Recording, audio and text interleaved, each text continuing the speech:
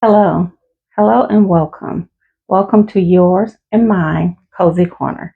My name is Amanda, and on this channel, we talk about books, and more books. Well, hello, friends. Hope all is well. Today, I have done something a little bit different. I have my light over there as usual, but I have changed the setting because I noticed in my videos, if I wear anything that contains white, it's like it's super bright, even though I've turned down the lighting. But this right here has kind of like a different tint to it. So I'm hoping that that will help, especially when I am doing the book haul and trying to show you guys the books. Sometimes it's hard to see. So we shall see. But if you notice anything different, that's what's different. But anyway, today we're going to talk about my February 2026 TBR. Now, initially, I was thinking, I don't know how this TBR is going to turn out. I really wasn't going to do it because, as you know, February is Black History Month. However, I'm like, I already read Black authors, so it wouldn't be throughout the year, so this wouldn't be anything new to me. And then I was like, well, it's Valentine's Day, romance, but I was like, I don't want to put a bunch of those on there either, but I have to put at least one. And I was just thinking, I just really don't know what I want to read, but I really wanted to make the video. So I went I went to my bookshelf, kind of glanced over everything, and well, not every book, but some. And as I started, you know, picking out some books and saying, okay, well, let me just see where this goes, it was like, oh, yeah, I'm kind of getting excited about this because at the end of the day, the books that are over there that I haven't read are books that I want to read, regardless of what month it is. So, I came up with a list. I'm not going to say that I'm going to be able to stick to it 100%, but we're just going to go with it and see what happens. Okay, so number one on the list is Church Girl by Naima Simone. This is an African American contemporary romance.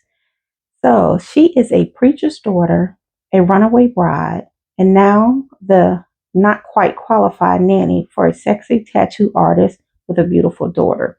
This is a book that I got for my birthday last year. And this is one of those books that I just love the cover, so I picked it up. Hopefully, it turns out to be a good read. Book number two, The Chosen One by Eco Brown. This is an African American YA contemporary fiction with magical realism, and it deals with mental health issues. So we have Echo Brown testifies to the disappointments and triumphs of a Black first generation college student in this fearless exploration of the first year experience. She confronts mental illness, grief, racism, love, friendship, ambition, self worth, and belonging as they steer the face of first generation college students. The Chosen One is an unforgettable coming of age story that bravely unpacks the double edged college transition as both a catalyst for old wounds and a fresh start. Now, this, I believe, have been on my TBR list for a little while here, so I'll be happy to finally read this one. Book number three, The Vicious Game by Joella Wellington. This also is a YA book. So we have a YA mystery, dark academia, thriller with a bit of horror. One fight, one moment of lost control leaves Adina, a Black teen, blacklisted from her top choice Ivy League college and any other. Desperate to regain her Ivy League acceptance, she enters an elite competition only to discover the stakes aren't just high, they're deadly. Adina knows the deck is stacked against her. It always has been, so maybe the only way to survive their vicious game is for her to change the rules. Now, this has also been on my TBR list for quite some time, and I talk about, how I kind of go back and forth with YA. If the YA book is good, then wonderful. I don't care about it being YA. It's just, I know I have more disappointment with YA books than I do with adults. But that's the only reason I even mentioned about it being YA. But I have heard nothing but good reviews about this book. And this is one of the books that I had purchased from Book Outlet before reading it because I've heard such good reviews. Plus, it's already discounted. And then I believe that there was like another discount when I purchased this book. Okay, book number 4, God Ain't Blind by Mary Monroe. This is an African American historical fiction which involves a bit of drama and romance. Now, this is book number 4 in the God Don't Like Ugly series. They say this can be read as a standalone. However, I personally feel that um, starting with book number 1 would be better because that way you get to see the character development. Because Annette, who is one of the main female characters, in book 1, we meet her as a child, and by book 3, she is an adult. So there is a lot of growth. And I just feel that you would just feel a little bit more connected with the characters if you start from book number 1. So we have Annette, who is the main female character. She is a survivor, and while life's obstacles have often knocked her down, she's never let them keep her there for long. She gets herself in a situation and realizes she's in way over her head. With life crumbling around her, she could use a friend. Now, I did get part of that synopsis from the back of the book. However, I didn't really go into details with it because if I went into detail with it and you haven't read the first um, books, then some things will kind of be given away.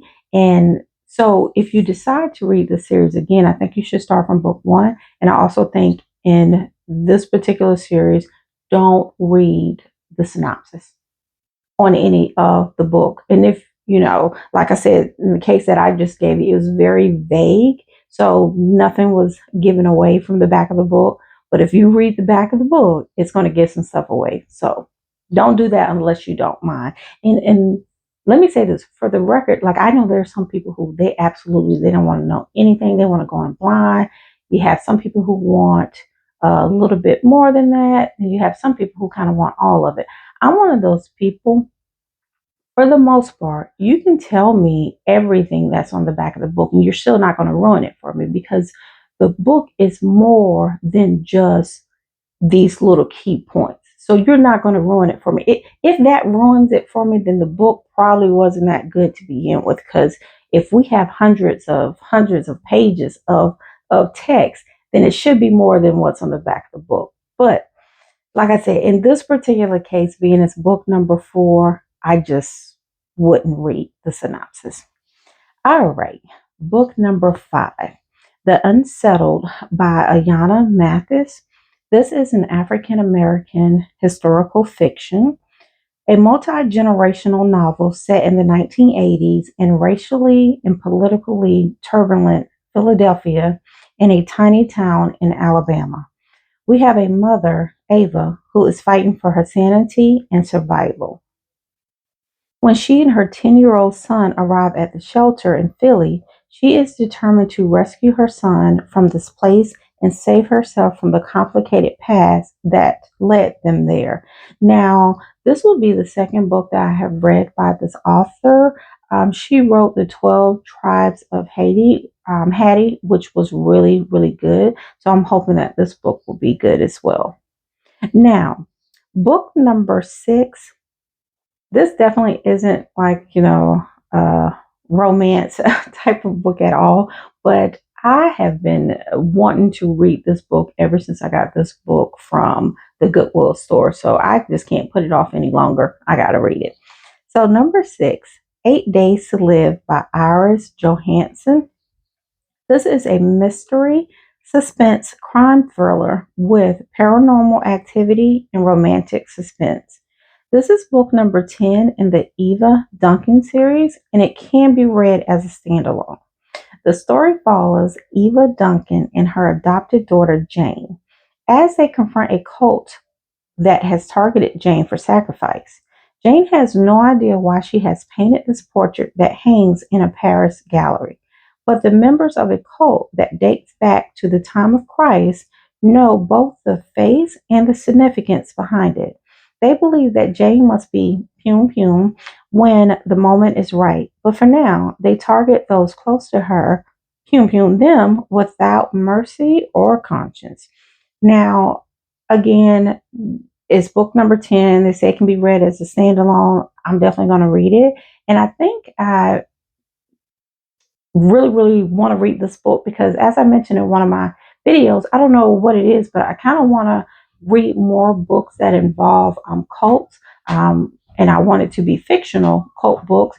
And I don't have like a good list for that, but I'm hoping that you guys will help me. I asked you in other videos if you know of any good um, fictional cult books, please put it in the comment section below. I think the only other one that I can think of right now is, I believe it's called The Mirror House.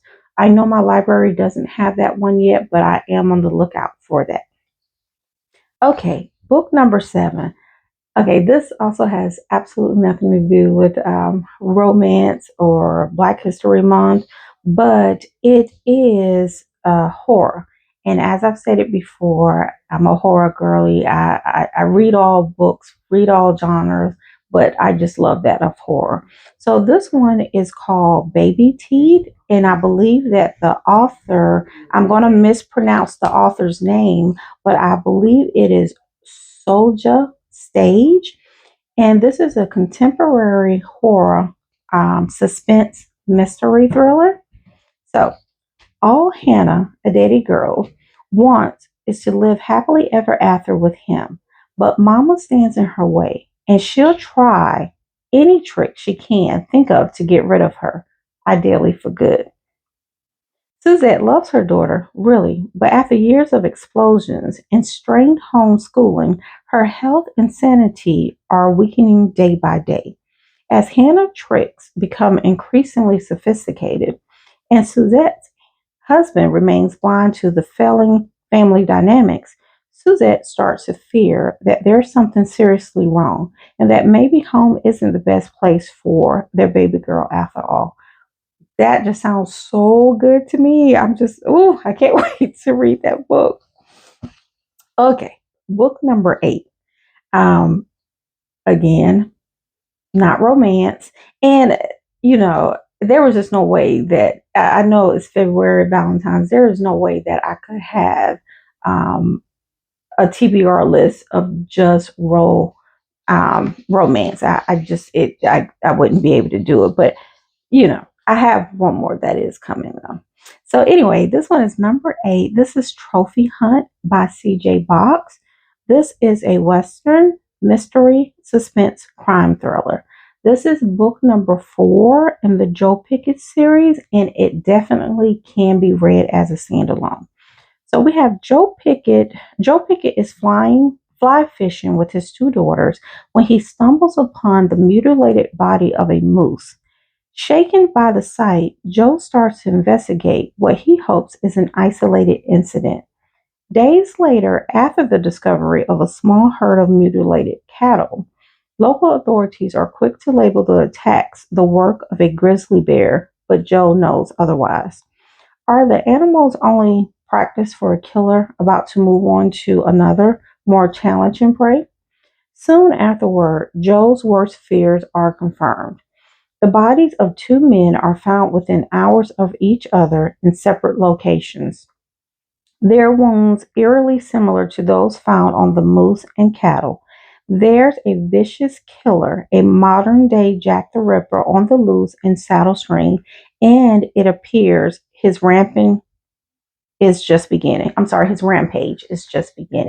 As I've stated before, the Joe Pickett series has 28 books in that series, and I plan to read all of them. So you can expect to have one of those books each month. Okay, book number 9. And this is so funny because I had already made my list. And as I was getting ready to film this video, I looked at my shelf and I'm like, how in the world did I miss this? I don't know. So I had to add it, which is book number 9, My Funny Demon Valentines by, and forgive me if I'm saying her name wrong, Aurora Asher. This is book number 1 in the Hellbent series. This is a dark romance, urban fantasy with paranormal activities. Sick of playing by the rules, Ash and his brothers escape hell in search of freedom on Earth, only to discover it's harder than they thought to keep their enemies off their tail. The four rogues quickly become the underworld's most wanted, and if they're caught, the consequences will be dire. Now, I purchased this book because I thought it was beautiful. Yes, I'm an absolute sucker for buying a book because it looks good. Now, when I do, go out to the store, I don't get crazy. I don't come back with 30 or 40 books unless they're like, Goodwill and they're $1 or $2 or something like that. But no, I really don't get too crazy with buying books. But sometimes books are so beautiful. I mean, they just sucker me in. And I hope that this book is really beautiful because it looks great on my shelf. I like for it to be out front. But if it turns out it's not a good book, then I'm gonna have to give it away. But then that just means that I have to replace it with something else, right? Yeah. Okay. So anyway, guys, that is my February 2026 TBR.